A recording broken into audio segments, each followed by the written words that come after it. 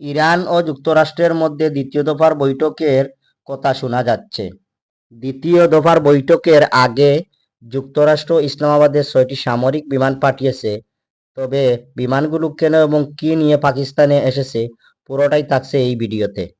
পাকিস্তানের ইসলামাবাদে ইরান ও যুক্তরাষ্ট্রের মধ্যে দ্বিতীয় দফার বৈঠকের আভাস শোনা যাচ্ছে, তবে ইরান এই বৈঠকে বসবে কি না তা এখনও নিশ্চিত নয়, কারণ যুক্তরাষ্ট্র ইরানের হরমুজ প্রণালীর আশপাশে নৌজাহাজ চলাচলের উপর অবরোধ করে রেখেছে।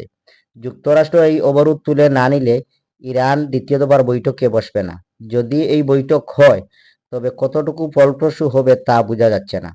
প্রথম দফার বৈঠকটি 21 ঘন্টা হয়েছিল, কিন্তু সেটি পুরোটাই ব্যর্থ হয়েছিল।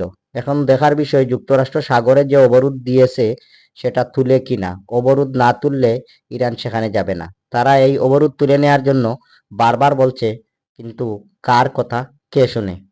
মার্কিন প্রতিনিধি দলের একটি উচ্চ পর্যায়ের সফরের প্রস্তুতি হিসাবে রাওয়ালপিন্ডিতে মার্কিন 6টি সামরিক বিমান অবতরণ করেছে। ফ্লাইট ট্র্যাকিং বা বিমান চলাচল সংক্রান্ত তথ্য থেকে এই খবরটি নিশ্চিত হওয়া গেছে।